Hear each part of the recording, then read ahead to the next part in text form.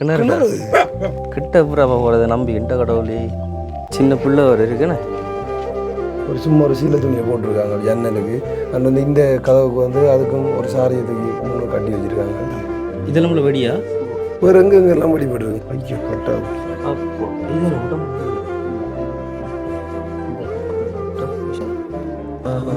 இது ஒரு எலும்பிட்டு இதுக்குள்ளையா கிட்ட பை அழுகி தான் இந்த ஆப்ரேஷன் பண்ணது. கிட்ட பையும் கிட்டத்தட்ட அழகியா என்ன பத்து வேடு வெடி போட்டு ரவுண்ட்ஸ் கிட்ட பையோட ஓட்டிட்டு இருந்தேன். என்ன செய்து நடந்தாலும் நான் ஒன்றை மட்டும்தான் ஹாஸ்பிட்டலுக்கு ஆப்ரேஷன் பண்ணுவேன்.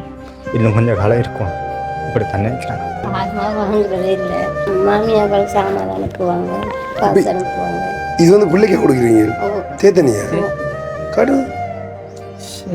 அந்த டைமில் அப்படி விட்டோம்லாம் வேறுது அவரில் உள்ள ஒரு மாதிரி தண்ணி குளிக்க அப்படி உள்ள மஞ்சளாக போயிட்டு உடம்பெல்லாம் காது கண்ணெல்லாம் தெரியாமல் போயிட்டு அதுக்கப்புறம் ஹாஸ்பிட்டலுக்கு கொண்டு போனோம். அவர் கொடுமையான வாக்கு என்ன சொல்கிறேன். நான் கொஞ்ச நாளைக்கு இருந்தாலும் காணும் பிரச்சனை இல்லை. உனக்கு 2 பிள்ளை சுத்தம். அப்பா இல்லை, அம்மா மட்டும்தான். அண்ணன் ஒரு ஆள் இருக்கு, அவர் கொஞ்சம் மனநோயாளி. அதனால அம்மா புள்ளு கொத்த போகிற கஷ்டப்பட்டு தான் பார்த்துட்டு இருக்காங்க. நான் கச்சம் ஆய போகிறேன், கவுப்பி ஆய போகிறேன், புல்லு கொத்த போகிறேன்னா என்னென்னா வயல் வேலைக்கு வரம்பு போயிருக்கணும். வயல்வெளி இவரை பள்ளிக்கூடம் அனுப்பி போட்டு போய் செஞ்சுருக்கணும்.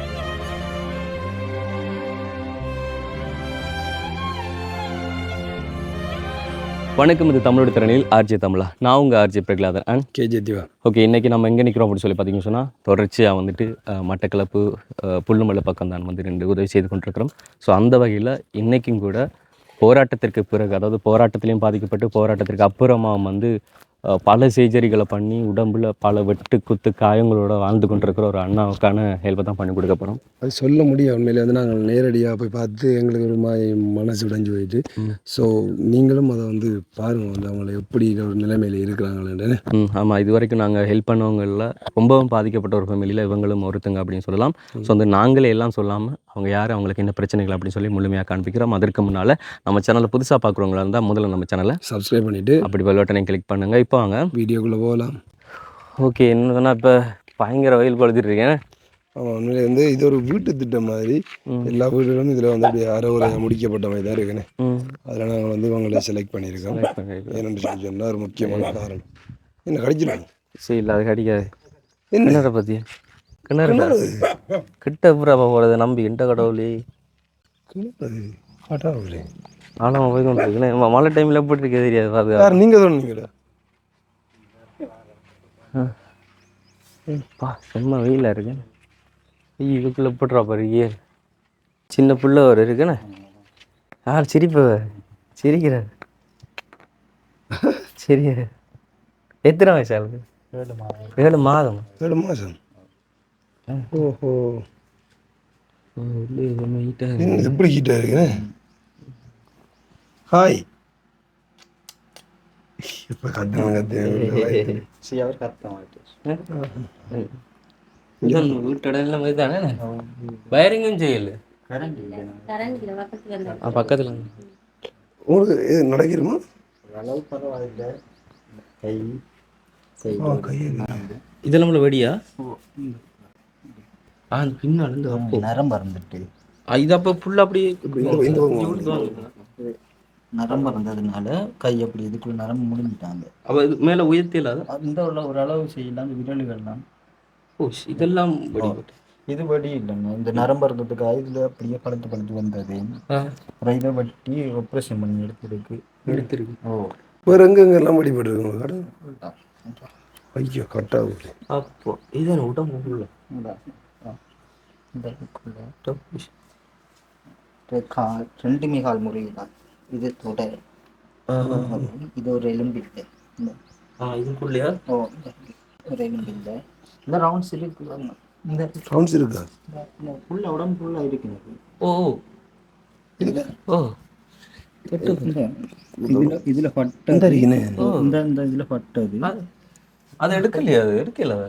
எடுக்கிறதுக்கு நம்மள்ட்ட வசதி எனக்கு எப்படியும் 6 மாதத்துக்கு ஒருக்கா ஆப்ரேஷன் தான் நடந்து கொண்டு இருக்கு இப்போ வரைக்குமா? ஓ, இந்த இப்போ நான் இந்த பித்த பை அழுகி இப்போ 1.5 வருஷம் பித்த பை அழுகி தான் இந்த ஆப்ரேஷன் பண்ணும்போது பித்த பையும் பித்தப்பை அழகியா என்ன பித்தப்பை அழகுன்னு விளங்கு வெடிப்பட்டு ரவுண்ட்ஸ் பித்த பையோட ஒட்டிட்டு இருந்தது. அப்போ அது அப்பயே எடுக்கல அப்போ எடுக்கிறது கடைசி கடைசி கடைசி டைம் அதை எடுக்கக்கூடிய வசதி என் கையில் இருக்க. அப்புறம் இப்போ இந்த இப்போ 1.5 வருஷம் 1.5 வருஷம் தான் இதுவும் கிட்னியும் செய்தது. அப்போ ஃபுல்லாக வெட்டு வெட்டி ஆப்ரேஷன் பண்ணி வச்சிருக்காரு. அடுத்த கிட்னி செய்ய வேணும். அடுத்த கிட்னிங்க ஐயோ என்னென்று தாங்குறீங்க இதெல்லாம் இது உடம்பு ஃபுல்லாக போய் வலி நோய் எல்லா நோய் அந்த இவர் தான் எந்த நேரமும் முதுகில் ஒரு மிதிக்கிறதும் காலையில் சொல்கிறது. இவர் எத்தனை வயசு ஆளுக்கு? 8 வயசா? ஸ்கூலுக்கு போகிறீங்களா? எந்த ஸ்கூல்? ஆ என்ன 2ஆம் ஆண்டு படிக்கிறீங்க? 3ஆம் ஆண்டு. படிப்பெல்லாம் எப்படி போகுது? நல்லா போகுது. இது ஐயோ நீங்கள் சொல்கிற பார்க்கும்போது இந்த உடம்போட எப்படி இப்போ எவ்வளோ காலம் கூட இருந்த நீங்கள் போகிற இடத்துல? 10 வருஷத்துக்கு இருக்கேன். 10 வருஷம். இப்போ எத்தனை வயசு உங்களுக்கு? இப்போ 37-38 வயசு ஆகுது. 37 வயசு தானே? இப்போ எத்தனை வயசில் போகணும் நீங்கள்? சின்ன நாள் போகும்போது எத்தனை வயசு இருக்கு? ஒரு 10-11 வயசு. 11 வயசில் போயிட்டீங்க. அப்போ கடைசி எங்கே முள்ளியாங்க கடைசி மொழியாக்கால் இது 10ஆம் தேதி தான் 5ஆம் மாதம் 10ஆம் தேதி 5 மாதம் 10ஆம் தேதி கடைசி. கடைசி ஐசிஆர்சி தான் எடுத்து வவுனியா ஹாஸ்பிட்டலில் வச்சுருந்தவங்க. அப்புறம் அப்படியே போய் ஜெயிலில் இருந்த ஒரு புனர்வாழ்வு ஜெயிலில் வச்சுருந்தவங்க ஃபுல்லாக ஜெயில் தான் எல்லாம் வேண்டது. இப்போ தாய் தகப்பன்ட்ட விட்டு பராமரிக்கணும் இல்லைன்னு சொன்னால் ஹாஸ்பிட்டலில் வச்சு பராமரிக்கணும்ட்டாங்க. அதனால விட்டுட்டாங்க. வீட்டு இருக்க காட்டுங்க அக்கா இருக்க காட்டுங்க வீட்டு இருக்க ஏன் இப்படி இதுக்குள்ளே இப்படி இருக்கிறீங்க நீங்கள்? நாங்கள் ஒரு சின்ன கொட்டியில் வந்து அதில் பாம்பு யானை இங்கே இல்லை ஊரை விட்டு கொஞ்சம் தள்ளி. அப்புறம் இருக்கிறதுக்கு இப்போ இந்த ஆப்ரேஷன் பண்ணதுக்கு பிறகு இருக்கிறதும் வேலையிலும் கஷ்டம். கூலி வேலைக்கு தான் போகிறோம். கதவு இல்லை ஒன்றும் இல்லை. கதவு எங்கே இருக்கு? ஏன் கதவு பாதுகாப்பு ஒழுங்கா இல்லை அது வீடு உண்டு ஒன்றுமே இல்லை. கதவு இல்லை ஒன்றுமே இல்லை. சுடுவது இந்த நிலமெல்லாம் அப்படி இருக்கு. பார்ப்போம். இது யார் வீடு? உங்களோட தானே அது? வீடு கட்டி கொடுத்தாங்க. பிரேமதாசா வீட்டு திட்டம். கதவே இல்லை. இங்கே இருக்க அப்படி இருக்குண்டு இந்த அவங்க முழுமையாக முடிக்கல வீடு முடிச்சு தரல. இப்போ நீங்கள் இப்போ இதோட என்ன வேலை செய்கிறீங்க? இப்படி இப்போ ஒரு வேலைக்கு பெருசாக போகிறது இல்லை. முதல் வேலைக்கு போகிறது என்ன வேலை? இந்த புல்லு கொத்த கச்சாம்புடுங்க வத்த காய் அப்படி எல்லா வேலைக்கும் போகிற. இந்த ஆப்ரேஷன் பண்ணது பெருசாக குனிஞ்சி சரி. இப்போ எப்படி நீங்கள் சொல்லுங்கள் அக்கா சொல்லுங்கள். சாப்பாட்டுக்கெல்லாம் இப்போ என்னக்கா செய்றீங்க? இப்படி பிள்ளைக்கு இப்போ பால் மாவு வாங்குறதே இல்லை. பால் மாவு இல்லை. வாங்க பைப்பில் வாங்க பிரச்சனை இல்லை வாங்க. மாமியார்கள் சாமான் அனுப்புவாங்க, காசு அனுப்புவாங்க. இது வந்து பிள்ளைக்கு கொடுக்குறீங்க? தேத்தனியா காடு? ஓஹோ. இந்த வயதில் நான் சத்து அது கொடுக்கணும் வேறு அந்த அளவுக்கு நம்மகிட்ட வசதி இல்லை. இப்போ ஒரு வேர்க்குரு மாதிரி இந்த வெயில் தண்ணி இருக்கா? அதுக்கு வெயிலுக்கு முகம்புல இருந்தது. இப்போ கொஞ்சம் மத்தி இருக்காங்க. சரி. இப்போ கடைசியாக இப்போ நீங்கள் வந்து இப்படி பட்டி பால் வாங்கி கொடுத்தேன்னு சொல்லி சொன்னேன். கொடுக்கல இன்னுமே கொடுக்கல பிள்ளை. So sad. தாய்ப்பால் மட்டும்தான். தாய்ப்பால் மீது. ஆனால் இந்த வயசில் பிளேண்ட் கொடுக்குறது கூடன்னு சொல்லுவாங்க உடம்பு. குடிப்பேன். ஓஹோ. தண்ணி தான் மற்ற டைமில் குடிக்கிற அந்த டைமில் குடிக்கிற தண்ணியெல்லாம் கண்ணா எடுக்குது. இதெல்லாம் இது குடிக்கலாம் பிரச்சனை இல்லையா? வேறு தண்ணி இல்லையே. இங்கே தண்ணி கஷ்டம். தண்ணி இல்லை. நம்ம தண்ணி போகிறோம்டா இதில் இருந்து ஒரு தண்ணி எடுக்க போகிறோம்டா கிணறு தான். அதுவும் கிணறு தான். 500 மீட்டர் போவோம். ஓ. நாங்கள் அப்புறம் இது வாரம் ஆப்பில் வச்சு வேதான் அல்டி. உங்களால் தண்ணி மல்லையில தண்ணி அல்றான்னு சொன்னால் அதை கை நான் பெருமளவு குனிஞ்சு செய்கிறது. எந்த அளவுக்கு குனியலும் உங்களுக்கு? ஒரு அளவு தான். உடம்பு ஓ இதுக்குள்ளே குளிங்க இதுக்குள்ளே பிடிக்கும். அண்ணன் உடம்பை பாருங்க ஃபுல்லாக வந்து காயங்கள் வெட்டு காயங்கள் அடிச்சு அதை ஆப்ரேஷன் பண்ணியிருக்காங்க. கொண்டாடி வெட்டு அந்த வேறு கடவுளே. இப்போ என்ன ஃபுல்லாக வெடி அதாவது சண்டை மட்டும் தான் பாட்டா இல்லை பீஸ் என்ன? இல்லை எல்லாம் வெடி தான். வெடி தான் எல்லாம். சரி. இப்போ வேலைக்கு போகாமல் செய்யாமல் வந்து இப்போ என்னென்று குடும்பம் போய் கொண்டிருக்கோம். போனால் இந்த ஆப்ரேஷனுக்கு பிறகு தான் கொஞ்சம் கஷ்டம். முதல் தோட்டமும் சின்ன சின்ன தோட்டம் செய்கிறேன் நான்.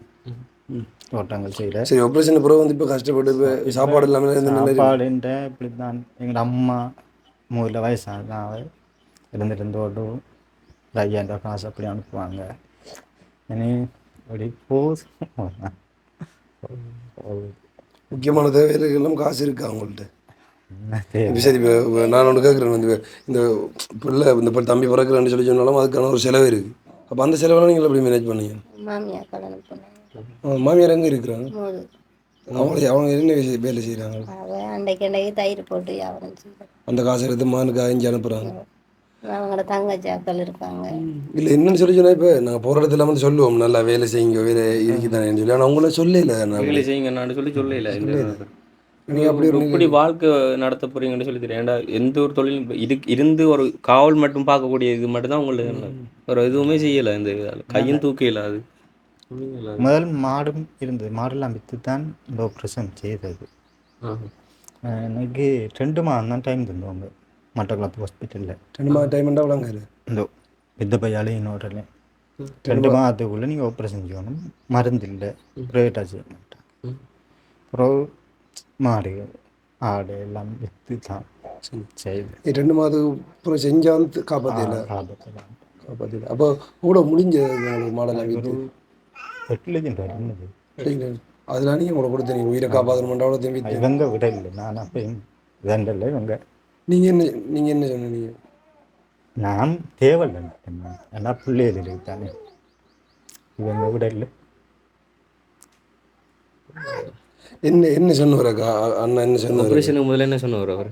செய்யவே நல்லா சொன்னார். காசு இல்லை, என்ன செய்ய போறீங்க? அப்போ நீங்கள் என்ன சொன்னீங்க? மாமியார் சொன்னாங்க உயிர் தான் முக்கியம், பிள்ளைகள் பார்க்கணும், பிரச்சனை செய்யணும். இப்போ பிரச்சனையே இல்லை தானே? இல்லை இல்லை, எதுனாலும் இப்போ ஒரு கிட்னி செய்யணும். மாமியாக்கள் சொன்னாங்க ஹாஸ்பிட்டலில் போய் பாருங்க இவர் 7 ஆண்டு இருக்காரு. நான் கஷ்டப்பட்டேன். போனால் திரும்ப ஆப்ரேஷன் செஞ்சு 7 நாள் வருத்தம் வந்து ஒடியா தான் மூதூர் ஹாஸ்பிட்டலுக்கு கொண்டு போனாங்க. கொண்டு போய் உடனே திருவண்ணாமலைக்கு ஏற்றினவங்க. பிறகு நல்லா வந்து திரும்பி வீட்டை கொண்டு வந்தாங்க. அதெல்லாம் உங்களோட தங்கச்சாக்கள் விடுறதுல எதுண்டாலும் உடனே கோல் எடுத்து காசு போதும் பாருங்க. இப்போ இதால் கடன்கள் என்ன இருக்குதா உங்களுக்கு? இருக்குதான். சொல்லுங்க. பிரச்சனை இல்லை. இதுக்காண்டி பட்ட கடன் கிட்டத்தட்ட எவ்வளோ இருக்கு உங்களுக்கு இப்போ இருக்கிற கடன்? பேங்கில் லோன் உண்டு இருக்கு. லோன் எடுத்த நீங்கள் ஓ, எவ்வளோ இருக்குது இப்போ? 2 லட்சம் ரூபாய். 2 லட்சம் ரூபாய். எவ்வளோ கட்டுறீங்களா? கட்டலை. அப்படி இருக்கு. அது விவசாய லோன் தான் கொடுக்குறாரு. அது இன்னும் கட்டலை. இப்போ கட்டணும்.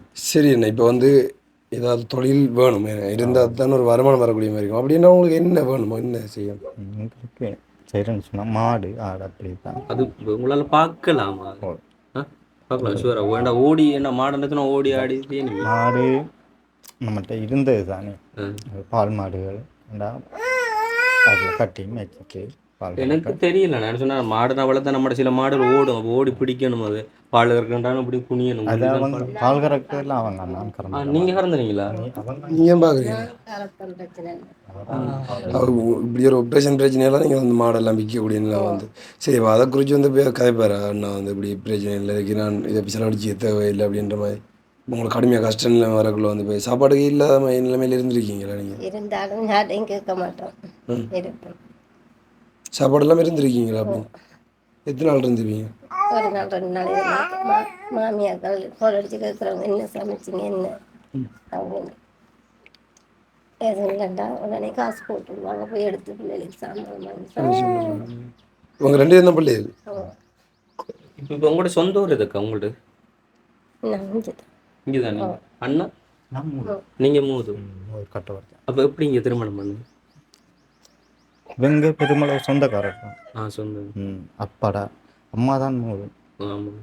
அப்பா பதில் மலைநாட்டு. இவங்கெல்லாம் மலைநாட்டார்கள் தான் இங்கே இருக்கிறார்கள். மலை. அதனால் நாங்கள் அங்கே மூதில் இருந்தோம். இவங்களும் மூதில் இவங்க அம்மாங்கெல்லாம் அந்த காலத்தில் அங்கே மூதிலாம் இருந்தோம். இல்லைன்னா இப்போ நாங்களும் நிறைய இடத்த உதவிக்கு போயிருக்கோம். ஆனால் இந்த அளவுக்கு பாதிக்கப்பட்டு, அதுவும் போராட்ட காலத்துக்கு போய் இந்த அளவுக்கு பாதிக்கப்பட்டு இது நாள் வரைக்கும் எந்த ஒரு உதவியும் கிடைக்காம நீங்கள் இப்படி முடங்கி கிடைக்கிறீங்கன்னு சொன்னால் யா ஒருத்தர் வந்து பார்க்கலையா உங்களுக்கு உதவி அப்படி? இந்த ஆப்ரேஷனுக்கு முதல் நிறைய பேர்ட்ட கேட்டாங்க, ஒருத்தர் நண்பர்கள் என்ன சொன்னவங்க? என்ன சொன்னாங்க? எல்லாரும் ஃபோட்டோ எடுத்தவங்க அதை செய்தவங்க, நான் தரல, புரியுங்களா? ஒன்றும் தரல. கேட்கலையா திரும்ப நீங்கள்? தின் போட்டு அவ்வளோ அழகில்லைன்னு போட்டு கேட்க உங்களை இது உங்களுக்கு வந்தன் அவராக தான் வந்து தனக்கு கிடைச்சதான் கேட்டு பார்ப்போம் என்று சொன்னார்.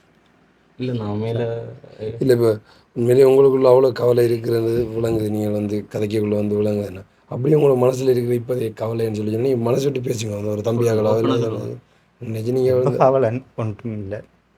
நம்ம இனி எல்லாரையும் புள்ளியல் நல்லா இருக்கும். அதை எடுத்துத்தான் இந்த வீடும் முடிக்கல. நேரம் ஆடு மாடு இருந்தால் கொஞ்சம் பேர் மாடு உங்களுக்கு பயமாக இருக்கா? உங்களோட உயிரை குறித்து எதுவும் பயமாக இருக்கா? அப்படி என்ன தனக்கு என்ன நடந்துருவேன்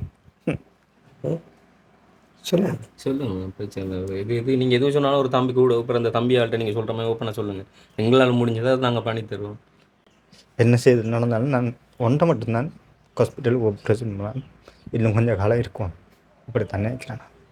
உங்களோட ஒன்றும் நடக்கா? நீங்கள் யோசிக்க தேவையில்லை. நீங்கள் நம்ம வந்து நீங்கள் இன்னும் நிறைய நாள் இருப்பீங்க. ஓகே, வந்து கண்ணத்துல வச்சுக்கணுவோ அக்காவும் வளாதீங்க. ஸோ எனக்கு கவலையாக இருக்குது, இருந்து பேசுவேன். சரிண்ணா, இப்போ இன்றைக்கி சாப்பிட்டீங்களோ? கடையில் பழஞ்சோறு அப்படி இரவு சமைச்சது. சரி, இப்போ உண்மையில் வந்து எனக்கு கேட்கணும்னு தோணுது. என்ன சொல்லி சொன்னால், இன்றைக்கி இந்த ஆப்ரேஷன் நான் வந்து இவ்வளோ நீங்களோட உடம்புல இவ்வளோ பாதிக்கப்பட்டிருக்கிறேன்டா இந்த யுத்தத்தால் தான். அப்போ நீங்கள் அதை குறித்து எதுவும் கவலைப்பட்டுருங்களோ? வந்து இல்லை, ஒன்றுமே அப்படியெல்லாம் கவலைப்பட்டதில்லை. இப்போ நீங்களே தான் விரும்பி போனீங்க யுத்தத்துக்கு? கட்டாய சூழ்நிலை போகணுமான்னு சொல்லி போனேன். கட்டாய சூழ்நிலை. சரி, இப்போ வந்து லாஸ்ட்டாக அப்போ உங்களுக்கு ஆப்ரேஷன் நடந்தது? லாஸ்ட்டாக இப்போ ஒரு 1.5 வருஷம். 1.5 வருஷம். அந்த மாடெல்லாம் வித்துன்னு சொல்லி சொன்னது இப்போ 1.5 வருஷம். 1.5 வருஷம். அப்போ அதுக்கு முதல்ல நல்லா இருந்தீங்க? மாடு ஒரு 4-5 மாடு இருந்தது. எதால் கிடைச்ச மாடு? நீங்களா வாங்கினீங்களா? அந்த டைமில் அம்மா காசு நான் வந்த புதுசில் கொஞ்சம் உழைச்சது தான், தோட்டம் செய்து நான் தொடங்கி அந்த தோட்டம் செய்தது பம்பு தானே இந்த கிடக்கிறது. இப்போ அதுக்கப்புறம் இப்போ தோட்டம் இல்லை, தோட்டம் செய்கிறது கச்சான் நாட்டியிருந்தேன். அதே நேரம் நானும் வேலைக்கு போகிறேன், வேலையில் போவேன். வேலைக்கு போகிறேன், புல்லு கொத்த போவேன். இனி கச்சான் திருமணம் முடிக்கக்குள்ள வந்து உங்களுக்கு அந்த ஆப்ரேஷன் அதுக்கு முதல்ல நடந்தது ஆப்ரேஷன்கள்? இல்லை, அதுக்கு முதல் படிப்பட்டிருந்தது. இருந்தது, ஆனால் ஆப்ரேஷனோட நடக்கல.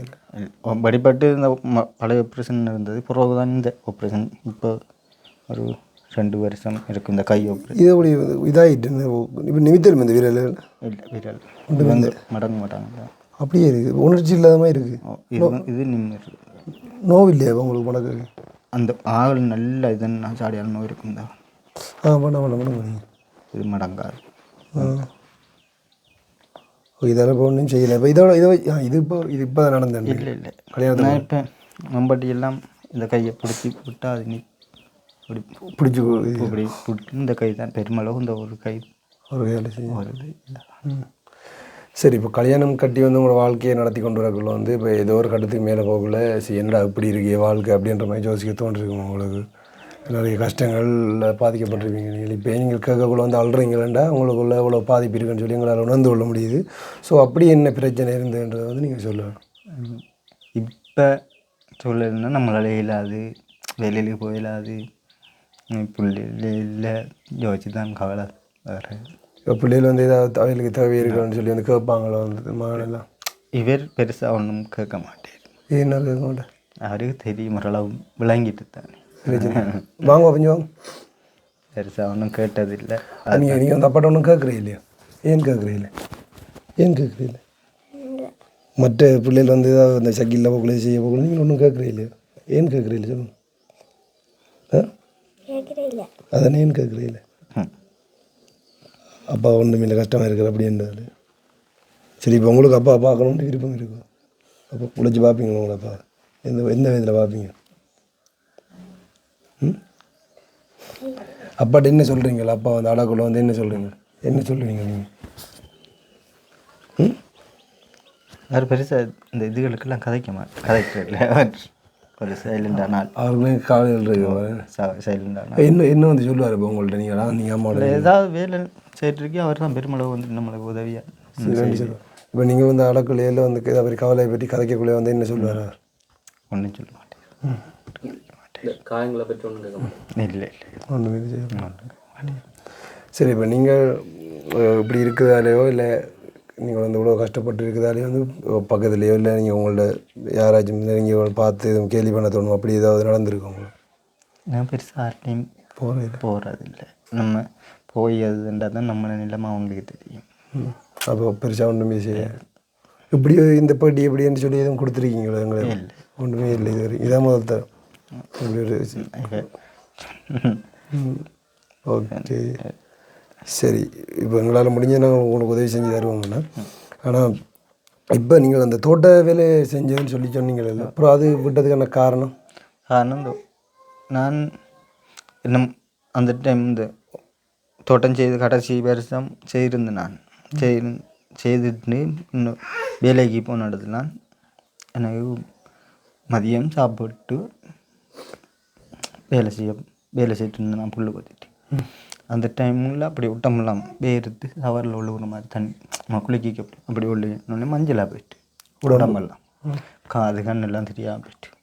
அதுக்கப்புறம் ஹாஸ்பிட்டலுக்கு கொண்டு போனவங்க கொண்டு போய் பார்க்க உடனே எக்ஸ்ரே எடுக்கணும், ஸ்கேன் எடுக்கணும். அந்த இது நான் இருக்குது எக்ஸ்ரே எடுக்கணும், ஸ்கேன் எடுக்கணும்ட்டாங்க. அப்புறம் அதெல்லாம் மட்டக்களப்பு ஹாஸ்பிட்டலில் செய்து போட்டு பெரிய டாக்டர் சொன்னார், இப்போ மருந்து இல்லை, ஆனால் நீங்கள் ஆப்ரேஷன் செய்து தான் ஆகணும், 2 மாதத்துக்குள்ளே செய்து தான் ஆகணும்.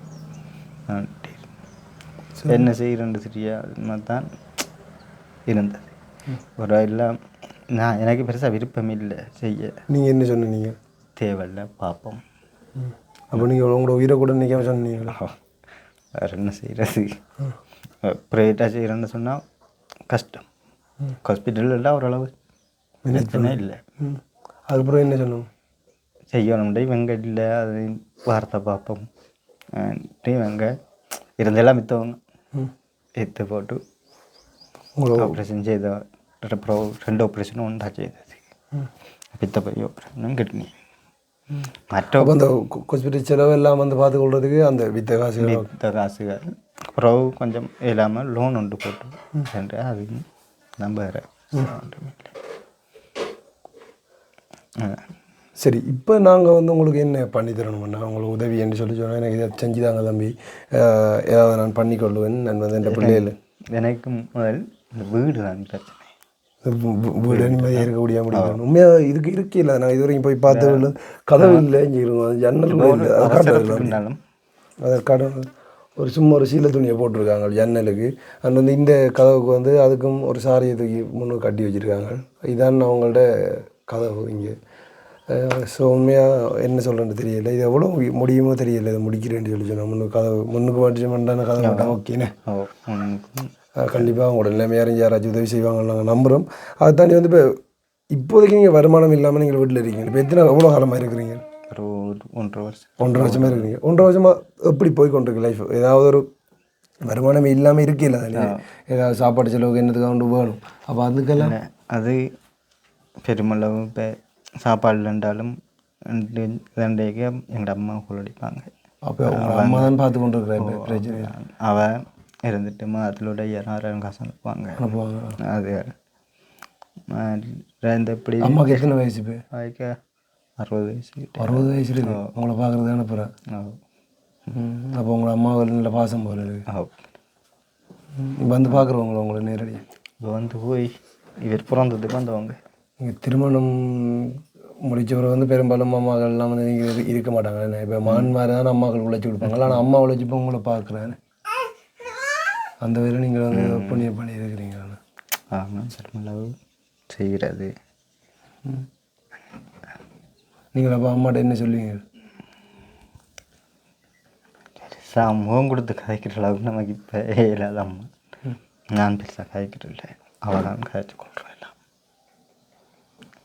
நான் ஒன்று கேட்குறதில்லை, கேட்குறதில்ல. உங்களுக்கு கஷ்டமாக இருக்கு மட்டன் மீன் கேட்குறதில்ல. என்ன சமைச்சிங்க, என்ன செய்தீங்கன்னு கேட்டால் ஏதாவது சொன்னால் டக்காண்டு அரசு அதுக்கு காசு அனுப்புவாங்க. நீங்களும் அடுத்து கேட்குறீங்க அவங்கள அடுத்து விசாரிக்கப்பட நீங்கள் சொன்னால் தான் சொன்னால் இனி இருந்து போட்டு கச்சா நாய் அதுக்கெல்லாம் போகிறேன். உங்களோட ஒய்ஃபோட இந்த வார மாதத்தில் வந்து பெருமளவு கச்சா நாய் வாங்க அதை வரும் அதை வச்சுக்கொண்டு அதில் இப்போ எனக்கு என்னென்னு சொல்லி சொன்னால் இதாக இருக்குது. இப்போ உங்களோட வேலை இங்கே ஒன்று சொல்லி இல்லாதண்ணா வேணா நீங்கள் இருக்கிற நிலைமைக்கு நீங்கள் இப்போ ரெஸ்ட் எடுக்கணும். அப்படி இருக்கீங்க நீங்கள் வந்து உங்கள் கதையிலேருந்து எல்லாமே வந்து விளங்குது. என்ன செஞ்சு தரேன்னு தெரியல. நீங்கள் போராட்டத்துலேருந்து உயிர் தப்பி வந்த நீங்கள் படிப்பட்டு வந்த நீங்கள் அதுக்கப்புறமா திரும்ப இந்த சிஜி எல்லாம் பண்ணி ஆப்ரேஷன் எல்லாம் முடிஞ்சு அதுலேயும் வந்து 2 மாதத்துக்குள்ளே வந்து ஆப்ரேஷன் பண்ணலாடி திரும்ப சாகரகட்டம் இருக்குன்னுலாம் சொன்னாங்களே. அப்போ அதிலெல்லாம் இருந்தெல்லாம் தப்பி வந்துட்டீங்க. அப்போ இந்தியன் மண்ணில் உங்களுக்கு அப்படி இருக்குது இன்னும் கொஞ்சம் காலத்துக்கு இருக்கணும். அவ்வளோ இருக்கணும். எங்கள் 2 பேரும் கொஞ்சம் ஓரளவுக்கு வளரும் வரைக்கும் இருக்கும். வளரும் வரைக்கும் நீங்கள் இருக்கணும். இருக்கும் கண்டிப்பாக நான் சொல்கிறேன். நீங்கள் இன்னும் ஒரு 10 வருஷம் இருந்தாலும் காணும். ஏன்னா அவருக்கு வயசு வந்துடும். அப்புறம் அவர் பார்த்து கொள்வார். அவர் கொடுமையான வாழ்க்கை. நான் இப்போ வந்து என்ன சொல்கிறேன்,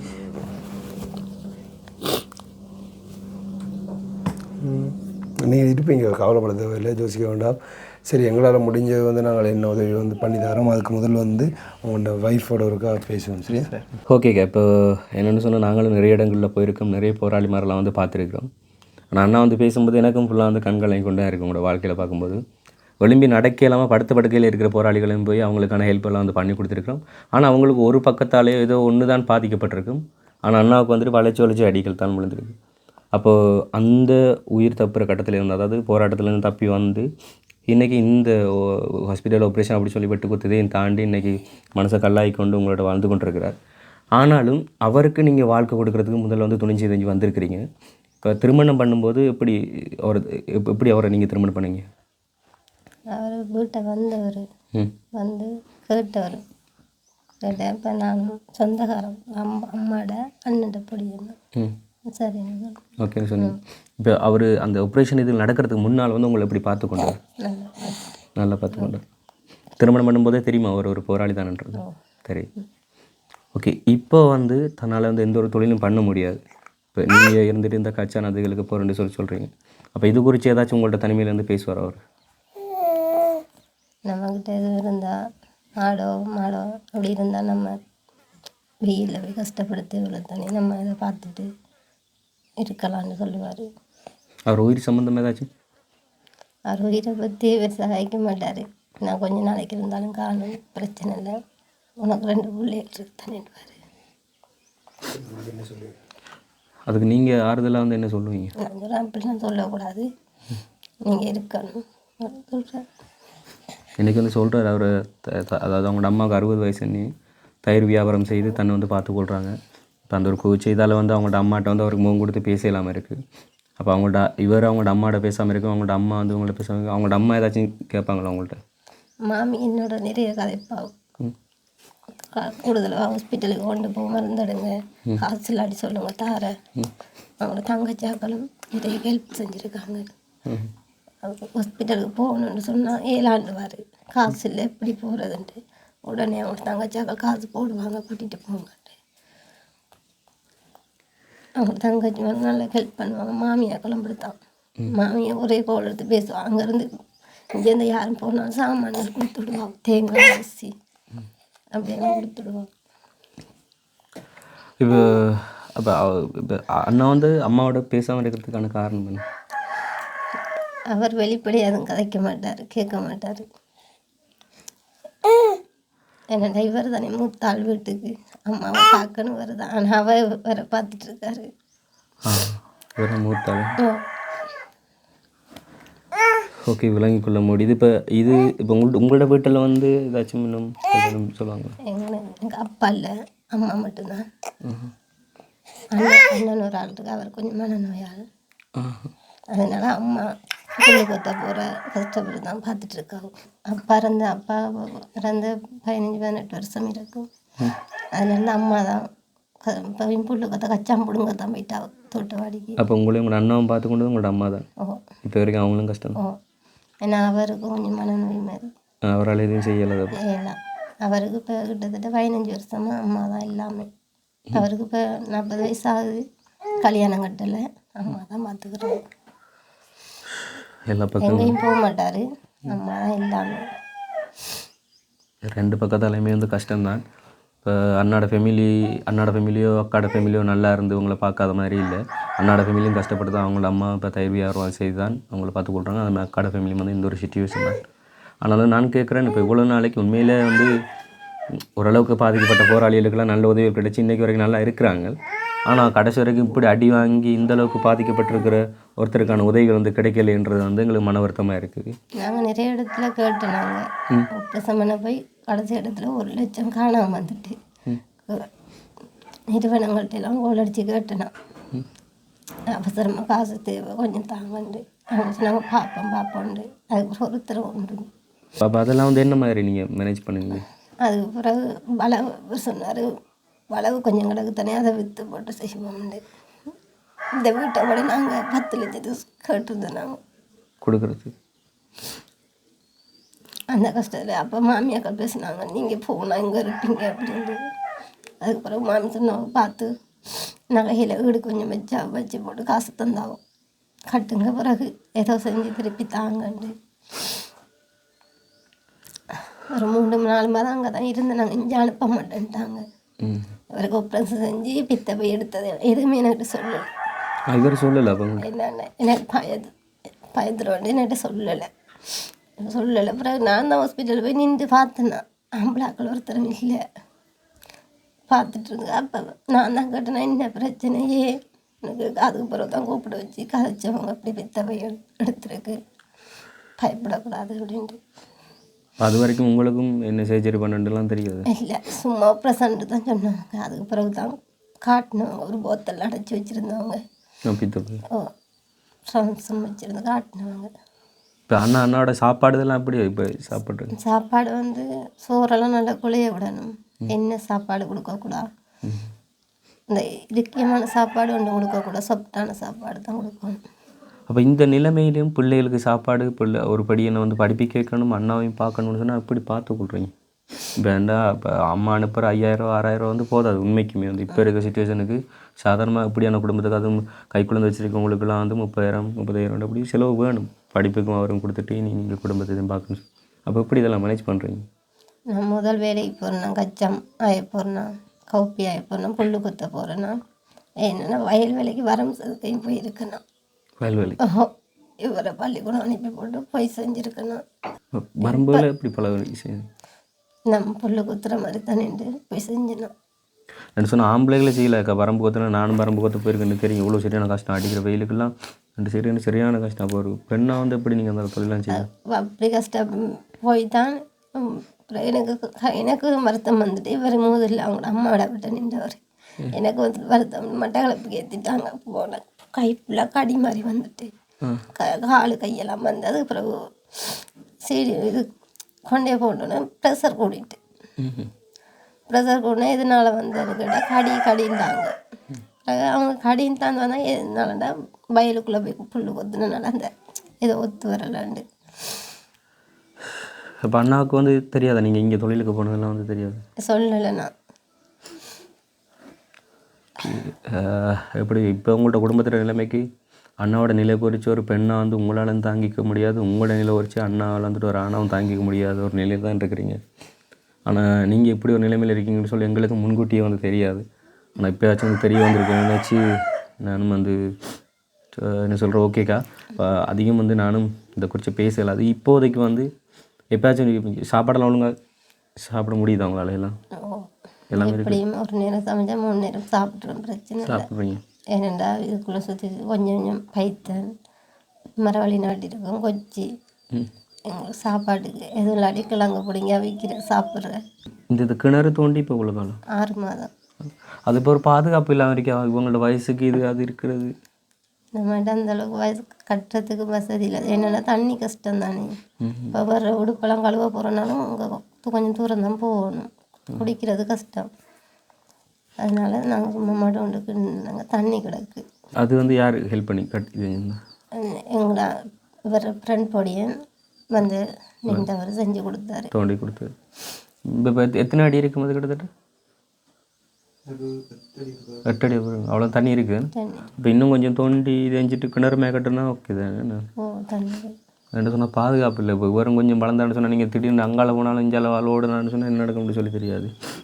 பெரியாக்களே கிட்ட போயிடல, மண் சரின்னு சொன்னால் கீழே விழுந்துருவோம். என்ன சொல்கிறேன், உங்களுக்கு கட்டாயம் வந்து இந்த டைம் வந்து நீங்கள் உழைக்கக்கூடிய மாதிரி ஒரு சுயதொழில் கண்டிப்பாக இருந்தே ஆகணும் உங்களுக்கு. அதை நாங்கள் பார்க்குறோம். உண்மையில் வந்து வீடியோவில் யாராச்சும் அந்த ஒரு உதவி பண்ண போகிறீங்க அப்படின்னு சொன்னால் எங்களை டிஸ்பிளே எடுத்துகிட்டு வாட்ஸ்அப் நம்பருக்கு கண்டிப்பாக வந்து அவங்களுக்கான ஹெல்ப்பை பண்ணி கொடுங்க. இப்போ வந்தாக்கா எங்களால் முடிஞ்ச ஒரு முதற்கட்டமான ஒரு ஹெல்ப் வந்து பண்ணி தரோம் நாங்கள். சரிங்கண்ணா, இப்போ வந்து எங்களால் முடிஞ்ச ஒரு முதற்கட்ட ஒரு உதவி, இதை வந்து எவ்வளோன்னு எண்ணிப்பாருங்க.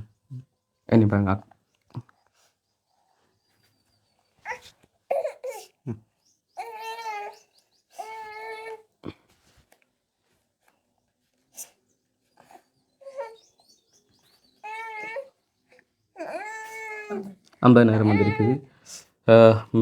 இந்த ஒரு உதவி வந்து எந்த அளவுக்கு உங்களுக்கு இப்போத்தைய நிலைமைக்கு போதும்னு சொல்லி தெரியாது. ஏற்கனவே வந்து உங்களுக்கு லோன் அதுன்னு சொல்லி கடனும் இருக்குது.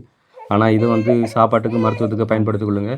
திடீர்னு அர்ஜெண்ட்டாக ஏதாச்சும் உதவிகள் தேவைப்பட்டுச்சு மருத்துவத்துக்கு அப்படின்னு சொன்னால் யார்கிட்டையும் கேட்கணும்னு சொல்லி தயங்காதீங்க. நீங்கள் எங்களுக்கு ஃபோன் பண்ணுங்கள். நீங்கள் ஏன்னு சொன்னால் நீங்கள் இப்போ பேசினதை வச்சுக்கொண்டு அந்த டைம் என்ன பாடுபட்டிருப்பீங்கன்றது எங்களாலே விளங்கிக் கொள்ள முடியுது.